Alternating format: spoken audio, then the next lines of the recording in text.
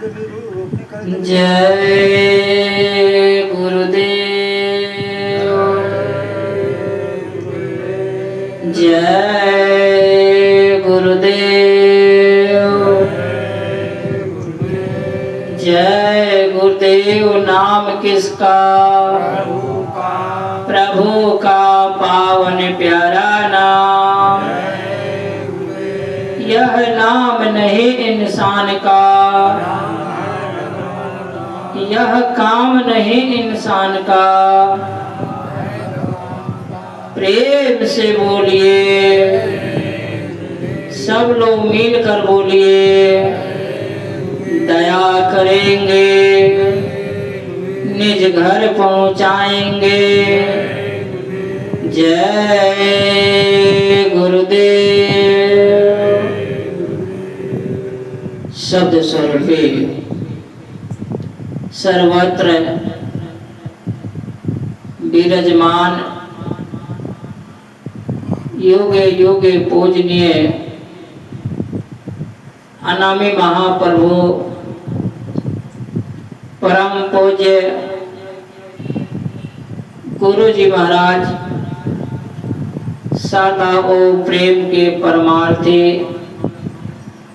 गुरु भाई बहन, बच्चे एवं बच्चियां, बड़े बुजुर्ग, युवा साथीगण, इस आवाज को सुनने वाले तमाम श्रोता प्रेमीजन, सभी के चरणों में कोटि कोटि नमन, प्रेम प्यार भरा सादर। जय गुरुदेव, जय गुरुदेव, जय गुरुदेव। प्रेमी सज्जनों, आज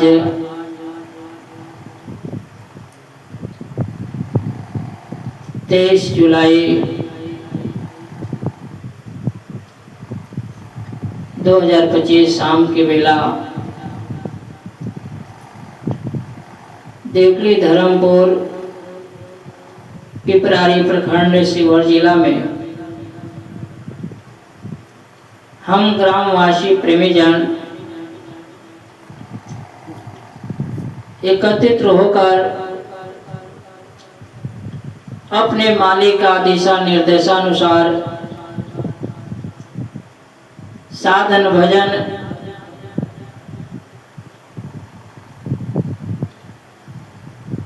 में बैठे, साथ ही साथ हमारे आपके अंदर में मालिक की दिशा निर्देशा का पालन करने का जुनूनता पैदा हुआ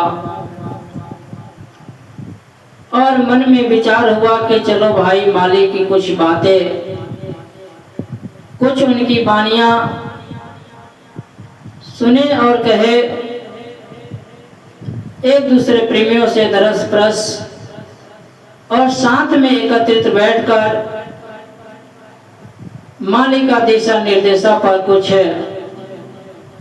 समझे बुझे और हमारे अंदर में ये जागृत हुआ, भावना पैदा हुआ कि चलो भाई मथुरा आश्रम से ओश महा दरबार से कुछ संदेश आया होगा, प्रसाद आया होगा, महात्मा महापुरुष की दया कृपा की लहरें भी आई होगी, जो कि उस संगत में पढ़ के हमें आपको भी दया मिल जाएगा। क्योंकि गुरु महाराज कहा करते थे, जो मथुरा आते जाते थे उन्हें पता कि गुरु महाराज कहते थे जो यहाँ सत्संग में नहीं आए और उनकी आशा सत्संग की तरफ में मन लगा हुआ है, लेकिन गृहस्थ आश्रम में बंधे हुए हैं, कोई कारणवश नहीं पहुंचे, उनको भी लाभ मिलेगा। और जो यहाँ से आकर के यहाँ सत्संग सुनकर सेवा करके और जब गांव जाएंगे तो गांव में जो प्रेमी मथुरा नहीं आ पाए उनका दरस परस करने से ही गुरु की दया मिल जाती है। ऐ प्रेमी शरणों, गुरु महाराज का दिशा निर्देशा फिर चलते चलते हमारा जीवन कुछ रास्ता आगे बढ़ा कटा, जीवन की कुछ सांस की पूंजी भी खत्म हुई और आगे का कोई भरोसा नहीं कि कब तक हमको आपको एक दूसरे प्रेमियों से मिलना जुलना है। का पता कि कब हमारा आपका टिकट कट जाए। इसीलिए हमारे अंदर में बराबर ये जुनूनता पैदा होना चाहिए कि एक दूसरे सत्संगी प्रेमी भाई बहनों से मिले जुले और सत्संग में उठते बैठते रहे। और यह जब जिज्ञासा हमारे अंदर में आएगा कि भाई बहुत सारे प्रेमी तो पार हो गए, बहुत प्रेमी चले गए, गुरु महाराज भी हमें आपको नामदान दे दिया, हमारे अंदर में क्या कमियां हैं, क्या खूबियां हैं, ये तलाश करें और सत्संग में जा करके इसकी बारे में हम विचार करें। जब सत्संगी के पास बैठे तो हमें आपको ये चाहिए कि भाई वहाँ सत्संग की बात करें, क्योंकि संसार में, गांव में, घर में जहाँ भी बैठते हैं तो संसार की चर्चा होती है। अगर ना विश्वास हो तो आप कहीं जाकर बैठ लेना और कहना भाई देखो हमारे गुरु भाई ने ऐसा कहा, हमारे मालिक ने ऐसा कहा। वो कितना भी आपका प्रिय मित्र होगा वो आपके यहाँ से उठ करके चल देगा, कहेगा कि देखो जय गुरुदेव वाला आ गया, या अपना ही बात करेगा। तो वहां तो हम संसार की बात करते ही हैं, लेकिन जब एक दूसरे गुरु भाई, एक दूसरे प्रेमी से मिलते हैं तो हमें आपको चाहिए कि गुरु महाराज की चर्चा करें, ताकि हमारे अंदर जो कमियां हैं, हमारे अंदर खूबियां हैं, हमारे अंदर में कुछ यानी कि गलती या सही जो भी है उसकी यानी कि आमने सामने जब हो जाएंगे तो कुछ लेना देना हो जाएगा। कुछ विचार वो देंगे, कुछ विचार आप दीजिएगा। इससे क्या होगा? गुरु भक्ति दृढ़ होगा। कहा जाता है गुरु भाई से मिले होए गुरु की बात। जब गुरु भाई से मिलते हैं तो गुरु की बात होती है और हमारे अंदर में मालिक को पाने की प्यास जगती है। इसीलिए कहा गया है कि भाई एक दूसरे से प्रेम प्यार से मिलना चाहिए। साथ ही साथ में जब पता चल जाए भाई सत्संग होने वाला है या साधन भजन हो रहा है तो उसमें बिना ही पूछे बिना सोचे समझे आकर के बैठना चाहिए, क्योंकि सत्संग जो है एक का नहीं होता है। ये सामूहिक ध्यान भजन जो आपके यहाँ चलता है ये गुरु महाराज की आदेश निर्देश के अनुसार है, क्योंकि गुरु महाराज ने कहा था कि गांव-गांव में भजनडी टोली बनाकर गांव के प्रेमी एक जगह बैठकर जब भजन करेंगे तो उनको दया मिल जाएगा। घर में कोई अकेला बैठकर भजन नहीं कर पाएगा, क्योंकि जब सामूहिक रूप में भजन करेंगे तो देखेंगे उनका मन उखड़ जाएगा और देखेंगे कि भाई ये बैठा हुआ है, फिर बैठ जाएंगे, फिर मन उखड़ेगा, देखेंगे बगल वाला बैठा है, फिर मन उखड़ जाएगा। गुरु माँ ने कहा देखा देखी भजन होने लगता है, बनने लगता है। 10 आदमी बैठे हैं, एक आदमी का किसी का मालिक के ऊपर दया हो गया, आप उनके बगल में बैठ गए, आपके ऊपर में कुछ नहीं हो रहा है लेकिन असर आपके ऊपर भी हो जाएगा। इसलिए प्रेमी शरणों, सामूहिक कार्यक्रम जब होता है उसमें आप लोग आदर डालिए, उसमें बैठिए और सत्संग जहाँ भी होए सत्संग में जा करके उसमें बैठ कर सुनिए। अब कहीं आपको अटपटी बात लगे तो अटपटी बात को अपने अंदर मत उतारिए। अब किसी ने जाकर गुरु महाराज के आश्रम पर यानी प्रेमियों से सवाल कर दिए कि साहब हमारे यहाँ तो यानी कि मथुरा से बहुत प्रेमी कम हैं, सत्संग यानी और लोग का होता है, वहां जाए या नहीं जाए। उन्होंने कहा कि सत्संग एक ऐसा शब्द है क्योंकि ये महात्माओं की वाणी है। सत्संग का अर्थ है कि सत्य का जो संग कर लिया। तो सत्संग का जहां आवाज लगे जाओ, सत्संग में बैठो, लेकिन अगला कह रहा है कि इस तरह मत करना, इस तरह करो, तो वो काम मत करना। गुरु मां ने कहा बेटा पूरब जाओ, पूरब में जाओगे तो दया मिलेगा, देर सवेर मिलेगा। अब कोई कहे भाई पूरब मत जाना, इतना दिन जीवन में पूरब गया कुछ मिला नहीं, अब पश्चिम चलो। तो साहब ने कहा कि देखो कोई कहता पूरब मत जाना, और गुरु मां ने कहा पूरब भी जाना, पूरब जाओगे तो दया मिलेगा। तो गुरु जो कहे वही करो, मन कहे या दूसरा कोई कहे उसका बात पे मत विश्वास करो, बाकी और बातें उस पे जाने की परखो। जो गुरु महाराज के दिशा निर्देशा के अनुकूल हो, उनके वचन से मिलता हो, जो आपके साधन भजन सुमरन करते हैं उसमें कोई परिवर्तन ना दिखे, वो काम करना चाहिए। बाकी सत्संग से किसी को घृणा या द्वेष नहीं करना चाहिए। सत्संग में आओ जाओ, और जो आपका लक्ष्य है वो लक्ष्य की तरफ देखो। तो प्रेमी शरणों, सत्संग में उठना बैठना चाहिए। सत्संग में उठने बैठने से क्या होता है, स्वामी जी महाराज ने कहा कि आप नामदान ले लिए हो, आप ये विचार करते होंगे कि अब तो मैं संत मत से जुड़ चुका हूँ, नामदान भी ले चुका हूँ, अब तो मैं पार लग ही जाऊंगा, चाहे भजन करूं या ना करूं।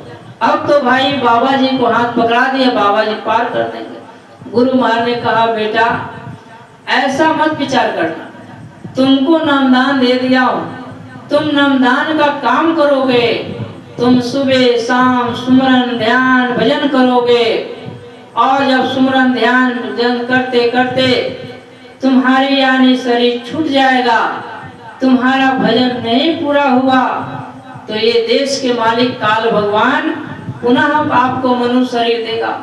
फिर उसमें कोई महात्मा की जरूरत पड़ेगी, महात्मा पकड़ लेंगे, और फिर आपसे भजन जहां से आपका छूटा है, जहां से आपका रुक गया है, वहां से फिर चालू हो जाएगा, और फिर भजन करके ही आप इस देश से निकल सकते हो।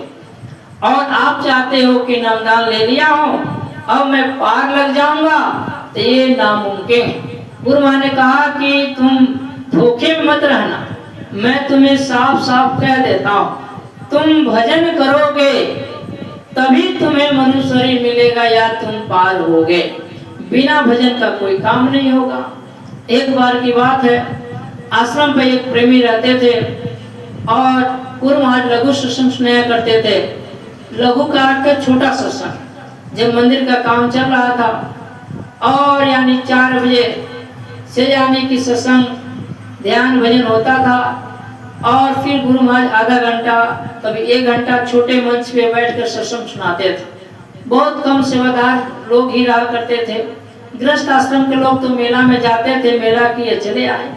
वहां पे गुरु महाराज ने ऐसी ऐसी परमार्थी वाणी सुनाते थे जो कि बहुत काम का चीज है।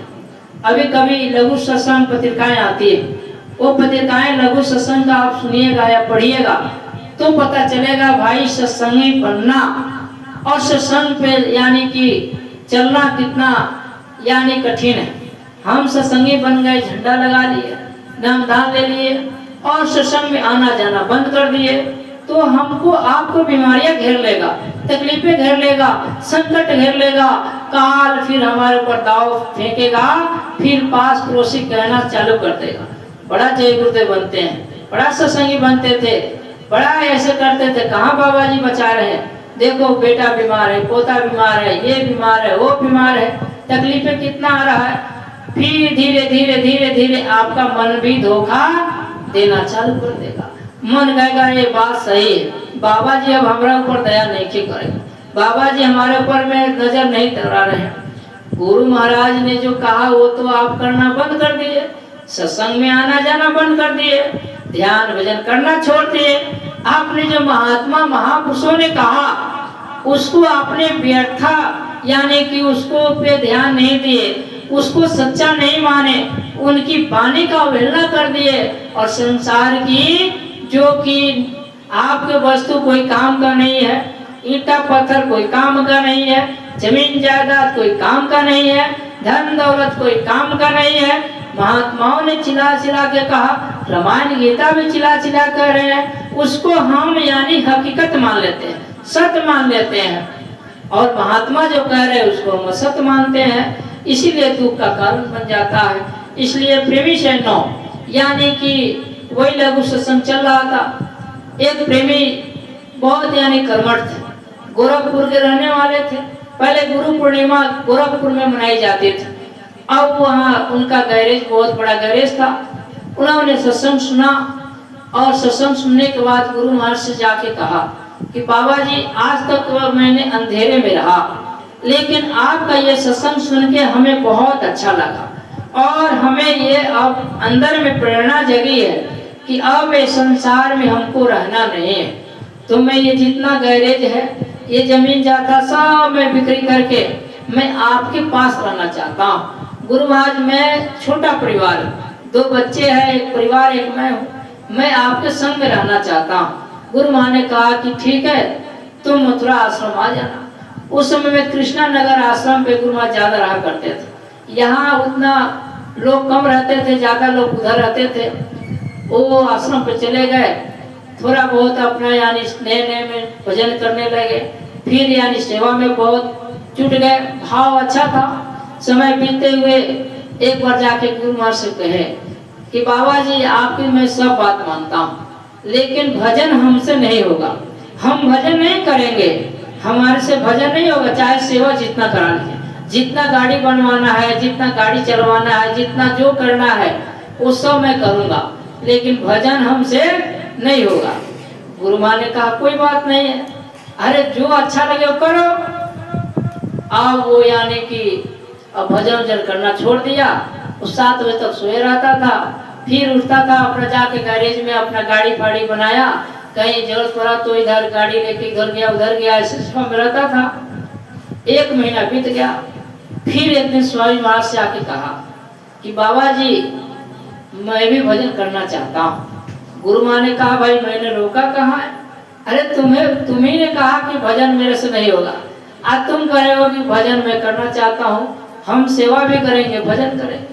तो गुरु महाराज वही लघु सत्संग सुनाते हुए कहे कि बच्चा, देखा देखी पाप होते हैं, देखा देखी पुण्य, देखा देखी सब होता है।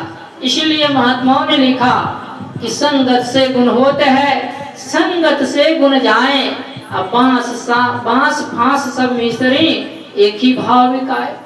अब यानी कि संगत का असर हो जाता है। इसीलिए हमें आपको चाहिए कि सत्संगियों का संगत मिल जावे, जो ध्यान भजन सुमरन करते हैं, जो सत्संग में लगाव रखते हैं, जो मालिक की वाणी को बराबर श्रवण करते हैं, मालिक की तरफ में प्रेम रखें, परमार्थ का भाव है, ऐसे प्रेमियों का अगर संगत मिल जावे तो न चाहते हुए भी हम ध्यान भजन कर लेंगे, न चाहते हुए भी सत्संग में चले जाएंगे, न चाहते हुए भी हम अच्छे काम में लग जाएंगे, न चाहते हुए भी हम परमार्थ के काम में लग जाएंगे और संसार के काम ऑटोमेटिक छूटने लगेगा।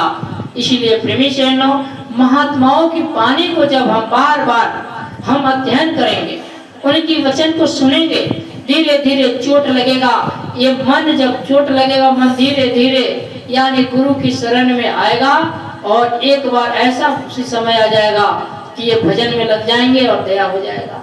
इसलिए प्रेमी शरणों, अभी पूज्य महाराज जी जो कि मथुरा में कार्यक्रम हुआ, जो आपकी यानी मेहनत मकसद और यानी खून पसीने की गृहस्थ आश्रम से जो कमाई, जो आपने मालिक के नाम पे सेवा दिए, उससे यानी कि पता नहीं, हमें भी पता नहीं, आपको पता नहीं, कहाँ कहाँ का जीव यानी उस भंडारे में आकर भजन किए और उसका लाभ उठाए और भजन करके यानी कि भजन करके भोजन किए, फिर ध्यान भजन किए, सेवा किए।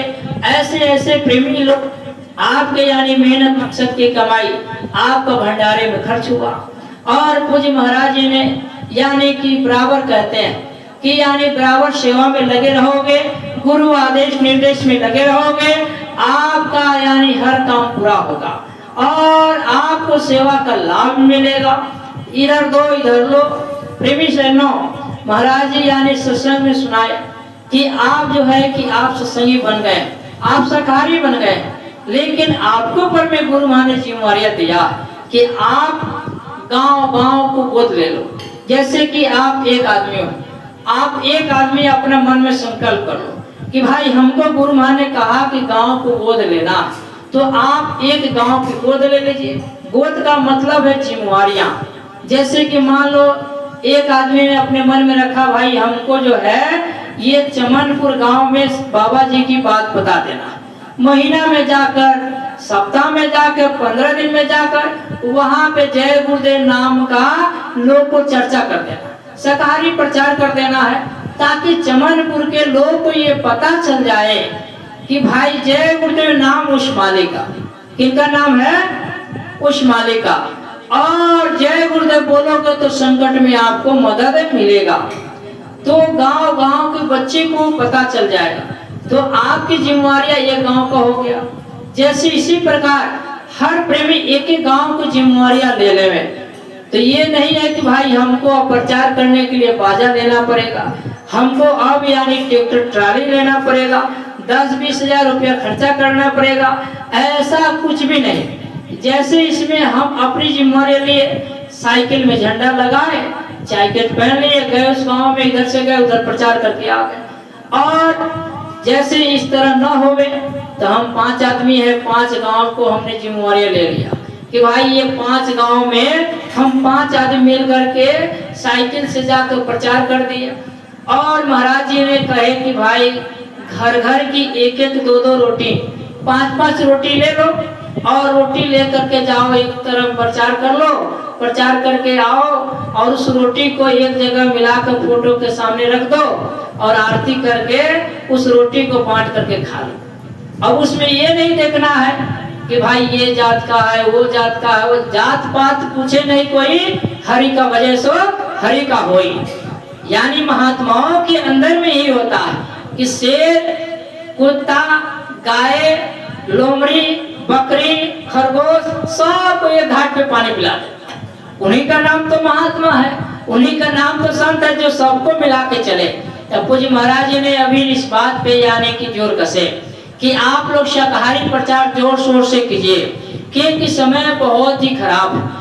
कोई पता नहीं है कब ये सांसें की पूंजी खत्म हो जाए और गुरु आदेश निर्देश पे हम यानी चल पाए कि न चल पाए। इसलिए प्रेमी शरणों, ये जिम्मेवारियां मालिक ने आपको दिए। दूसरी बात यह है कि पूज्य महाराज जी अभी जो है काफला लेकर के यानी इतने यानी कम उम्र में यानी पूज्य महाराज जी ने इतनी कड़ी मेहनत, हम आप तो 2 दिन के लिए 5 दिन के लिए मथुरा जाना के लिए चर्चा होता है तो संसार का काम इतना घेर लेता है कि सोचते कहा जाए मथुरा, कहा जाए सत्संग में, 150 रुपया सेवा दे दिए, चलो भाई फिर अगले बार चलेंगे, फिर अगले बार में मन करता फिर अगले में चलेंगे। मन धोखा देते रहता है और हम आप मन की बातें को समझ नहीं पाते हैं। ऐ प्रेमी शरणों, जब हम मथुरा 5 दिन के लिए जाना के लिए हमको समय नहीं मिलता और देखिए पूज्य महाराज जी ने पूरा जीवन को अपना लगा दिया और लगा करके देखो 122 दिन के लिए निकल गए। अब आश्रम छोड़ दिए, कल यानी खेतौरा में, परसों ही शाम को खेतौरा आ गए, खेतौरा में रात्रि विश्राम था, कल वहां से सुबह निकल गए, शाम को लखनऊ आए और आज जौनपुर में आ गए। जौनपुर जिला में यानी 122 दिन का लगातार कार्यक्रम होगा। अब समझिए कि कितना बड़ा जिला होगा और कितना प्रेमियों का भाव है कि पूज्य महाराज जी का 122 दिन का यानी कार्यक्रम वहाँ पे लोगों ने लिया। कहने का मतलब ये है कि हमें आपको भी चाहिए कि भाई हम इतनी मेहनत नहीं करेंगे, कम से कम महीने में 1 दिन 10 आदमी मिल करके और 5 आदमी मिल करके। अब ये नहीं देखना है कि भाई इस गांव में 10 गो नामदानी है और हम ही सबका ठेका थोड़े लिए, हम काहे प्रचार करें, हम काहे आगे बढ़े। जब ये बातें आ जाएगी तो भक्ति से हम गिर जाएंगे, गुरु के आदेश निर्देश से हम अलग हो जाएंगे, दया हमारे आपके ऊपर जो आ रही हो कट जाएगी, फिर संसार की दुख और तकलीफें घेर लेगा, फिर मन धोखा देने लगेगा। हमें आपको चाहिए कि गुरु मान ने हमें कहा है कि हम प्रचार करेंगे, हम गुरु महाराज की जुनूनता यानी आगे देश निर्देश को लोग को बताएंगे, ताकि आफत आएगा तो आफत में लोगों की बचत हो जाएगी। जैसे मान चलिए यही पास में उकनी है, चमनपुर है, आसपास गांव है, उस गांव में अगर हमने जाकर बता दिया महीने में एक दिन के भाई शाकाहारी हो जाओ, और शाकाहारी हो जाओगे बीमारी से बच जाओगे, आप यानी कि जाकर आपने बता दिया, फिर अगले महीना में जाके बता दिया। अब ये जरूरी नहीं है कि जो इस महीना में जो 5 आदमी मिला है वो आगे भी मिलेगा, फिर आगे जाओगे 5 आदमी दूसरा मिलेगा। इसी तरह धीरे धीरे पूरा चमनपुर के लोग जान जाएंगे कि भाई जय गुरुदेव नाम भगवान का है, संकट और मुसीबत में आपको जय गुरुदेव नाम से आपको काम होगा और दया मिलेगा। जब उनके घर में कोई संकट आएगा आपकी बात याद आएगी, वो जय गुरुदेव नाम को बोलेंगे, उनकी रक्षा हो जाएगा और कहेगा देखो भाई बाबा जी के चेला आए थे और हमको बताए, देखो लैब मिल जाए। फिर वही आदमी आपको खोजेगा, कहेगा भाई हमको भी जय गुरुदेव बनना है, हमको मथुरा ले चलिए, हमको भी महात्माओं से मिलाइए, हमें भी नामदान दीक्षा दिला दीजिए, हम भी हरि का भजन करेंगे। ऐ प्रेमी शरणों, पूज्य महाराज जी ने कहा कि जैसे आप गांव में जाओगे प्रचार करने, आपको कोई गाली दे रहा है, कोई आपको पटांग बोल दिया, तो आप ये मत सोच लेना कि भाई ये गांव वाला बड़ा खराब है, अरे वो उसके पास जो है वो आपको दिया, आपके पास है आपने वहां दिया। जिस प्रकार यानी कि बैगन बेचने वाला जाता है तो बैगन बेचता है, चाहे बैगन कोई खरीदे या ना खरीदे, लेकिन जहाँ भी बोलता है कि भाई बैगन बड़ा निमन है, बैगन अच्छा है, बैगन ले लो, बैगन ले लो, वो कभी नहीं कहता करेला ले लो, लहसुन ले लो, प्याज नहीं, वो कहता है कि भाई सबसे उत्तम सब्जी बैगन है। वो बैगन का प्रचार करता है, बैगन बेचता चले आता है, जिसके पास जो रहता है वो बोल देता। उसी प्रकार हमें आपको जय गुरुदेव नाम का प्रचार करना, ये यानी गुरु महाराज ने हमें आपको आदेश दिया। गुरु महाराज ने कहा कि मैं अपने बच्चे को यानी कि मुख जो है यानी साउंड बना दूंगा, और उनके यानी कि उनको यानी बोलेंगे और सब लोग सुनेगा, कोई मीडिया नहीं, कोई टीवी नहीं, कोई सीडी नहीं, कुछ नहीं, गुरु महाराज के यानी प्रेमियों के द्वारा इतना बड़ा यानी जनसभा यानी प्रचार हो गया, इतने लोग की तादाद में, जो कि विश्व में अभी कोई ऐसा यानी कि संस्था नहीं जिनके पास इतना प्रेमी की संख्या हो। संख्या तो बहुत मिल जाएगा, लेकिन एक धागे में बंधे हुए आपको नहीं मिलेगा। आज चले जाइए किसी भी आपको जहाँ भी जय गुरुदेव झंडा लगा, वहाँ आप जा करके खाली जय गुरुदेव बोलिएगा तो आपको यानी जय गुरुदेव बोलेगा, बैठने के लिए कुर्सी देगा, पानी पीने के लिए आपको देगा। लेकिन वही दूसरे संस्थाओं में चल जाइए, दूसरा मत में जाइए, आपको बात नहीं करेगा। एक बार की बात है, राजस्थान में एक प्रेमी बता रहे थे, एक प्रेमी जो है कि पंडित जी थे, पंडित जी है अपने बेटे को यानी कि विदेश भेजे थे, यानी कुछ यानी अच्छे बात पढ़ने के लिए। अब उधर से पढ़ के आए, वो बहुत पहले की बात है, उस समय में गाड़ी घोड़ा नहीं था, वो यानी विदेश से पढ़ के आए और आकर के यानी पहला गांव पड़ा तो अंधेरा हो गया। उन्होंने सोचा भाई जब मैं पढ़ के आया हूँ ये गांव वाले को मैं बता दूं। उस समय लोग भागवत गीता रामायण कुछ नहीं जानते, बहुत लोग कम जानते थे। अब वो आया तो भागवत पढ़ के आया, तो भागवत अपने हाथ में रखा था। अब गया उस गांव में, यादव का यानी कि गांव था, जो कि उधर में जाट कहते हैं। अब वो यानी जाट साहब का गांव था, उसी में यानी छोटे बड़े सब लोग अलग अलग लोग रहते थे। और पंडित जी जब के देखा कि गांव में महावीर जी का झंडा वही यादव जी के घर पे लगा था। पहले का ये यानी नियम था कि जहाँ महावीर जी का झंडा दिखाई देवे तो कोई ये गांव में आने जाने वाला लोग जान जाता भाई ये वैष्णव का घर है, यानी शाकाहारी आदमी है, यहाँ लहसुन प्याज अंडा मांस मछली नहीं बनता, ये घर शाकाहारी सदाचारी है। तो कोई भी भगत आकर वहाँ पानी पीता था, वहाँ बैठ जाता था, वहाँ आराम करता था। अब वो पंडित जी आए और आकर के कहे कि अरे भाई हमें रात में ठहरना है और हम कुछ यानी भागवत शिक्षाएं लोग को बताना चाहते हैं, हम आपके यहाँ पे भागवत करेंगे। वो यादव जी ने अब तो दिन भर अपना भैंस चरा करके थके थे, उन्होंने कहा भाई ये सब काम मैं नहीं करता हूँ, आपको दान दक्षिणा ले लो, लेकिन आप जो है कि हमारे यहाँ पे रुक नहीं सकते हैं। उन्होंने कहा भाई अगर नहीं कराओगे तो कहीं दूसरी जगह करा दो। उन्होंने कहा कि भाई हम दूसरी जगह तो करा देंगे लेकिन आपके यहाँ पे नहीं होगा। अब समझो कि वो भी राम के भगत और वो जो कथा करने वाला है वो भी राम के भगत, लेकिन दोनों राम का भगत है, लेकिन दोनों में प्रेम नहीं है, विश्वास नहीं कि भाई वो बैठा ले। दोनों एक गुरु भाई है समझिए, लेकिन उनको विश्वास नहीं। अब वो घूमते घूमते गया गांव में और जाके देखा भाई एक जगह वो दूसरी जगह सेट कर दिया, कहा यही तुम कथा करो। तो कहने का मतलब है, लेकिन दोनों राम के शिष्य, लेकिन राम की यानी कि बात दोनों मानने वाले, लेकिन एक दूसरे घर पे रुकने नहीं दिया। ऐ प्रेमी सैनो, कहने का मतलब यह है कि गुरु महाराज ने इतना प्रेम हमारे आपके अंदर भरा और इतनी प्रेम की धागा में हमें आपको बांध दिया कि आज तक कोई महात्मा अपने शिष्यों को ऐसे नहीं बांधे जैसे गुरु महाराज ने बांधा।